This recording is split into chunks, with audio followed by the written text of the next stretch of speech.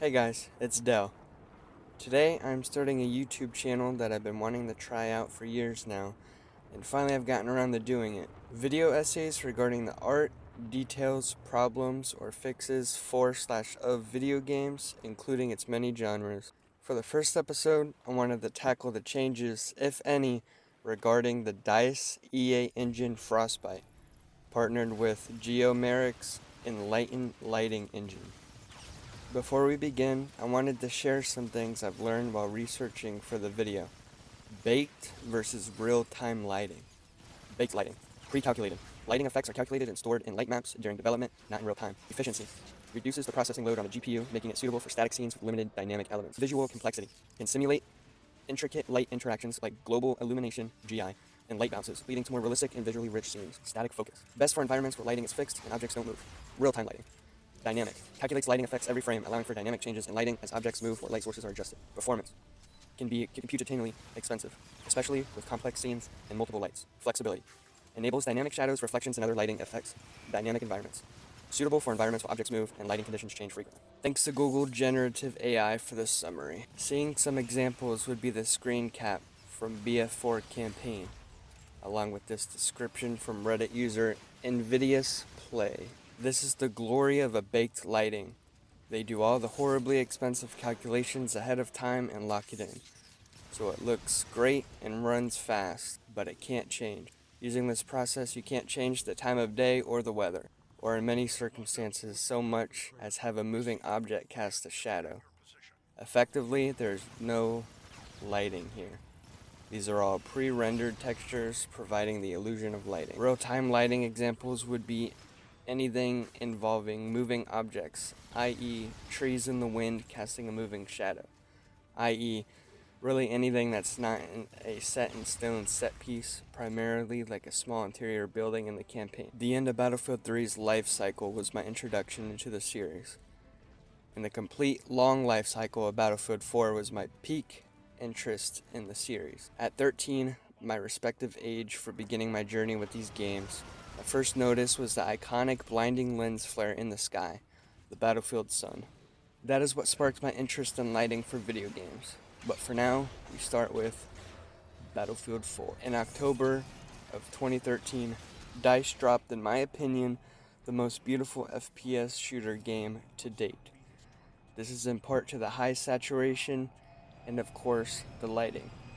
I will have another video discussing why the lack of these today is ruining the FPS genre. Firstly, I wanted to take a look in the bokeh heavily used in the art for Battlefield.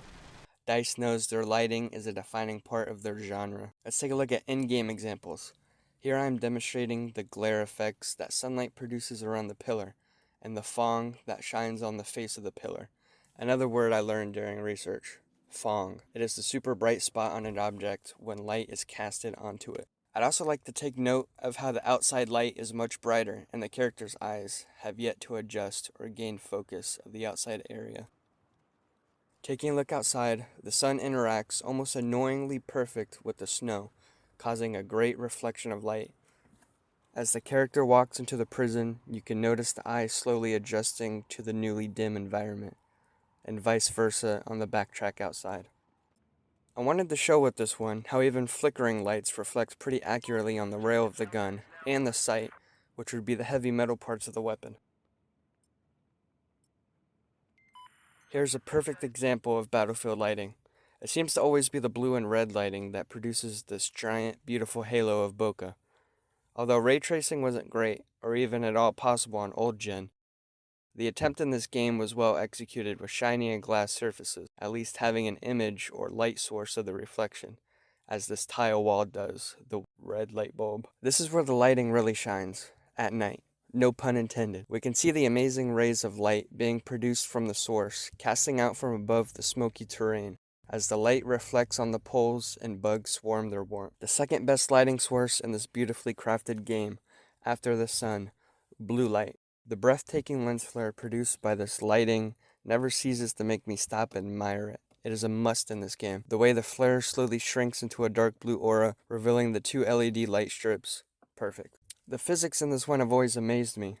Look carefully at the left side of the screen as the blue light slowly catches the side of the character's vision. It produces a blue bokeh that follows suit with the light position from the left to the top and to the right of the screen. Let's give orange light some love. It perfectly warms up this hallway, with all the beautiful reflections and the sparks shooting off in the distance. When you step away from the objective or backstory of a game and take it all in, it really brings a peaceful moment to the environment. This video is important, and I wanted to bring it up.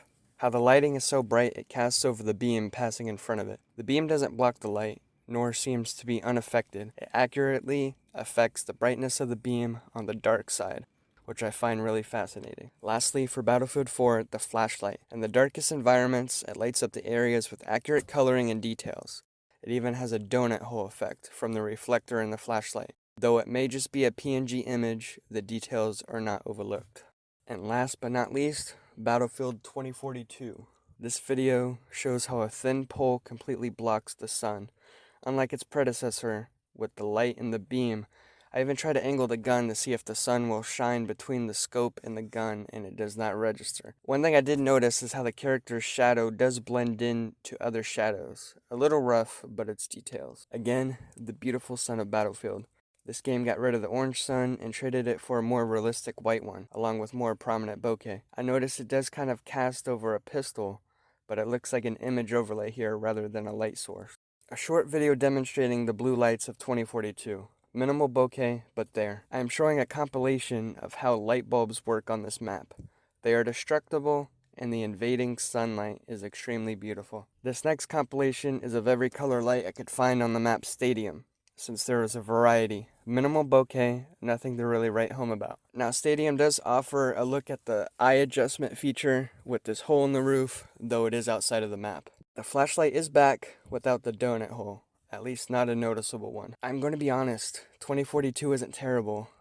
The details are here, they're just lacking that oomph that Battlefield 4 had. I thought all hope was lost until a night map. Nighttime really brought out the best of this game's lighting. Glares, bokeh, the blue lens flare was back, now more noticeably white. I even noticed running through a small stream of water caused bokeh water splashes.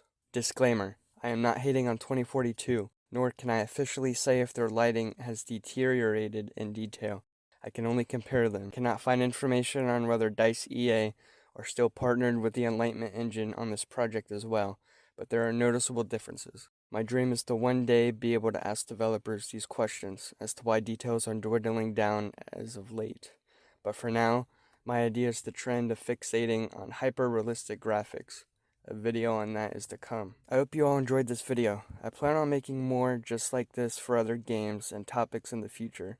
This video helped me learn some things behind the scenes of game making and delve deeper into an understanding of the art behind lighting. I hope something was learned or discovered here for you all as well. The research and time put into this was well worth it. Thank you, Didi. Sites used are linked below.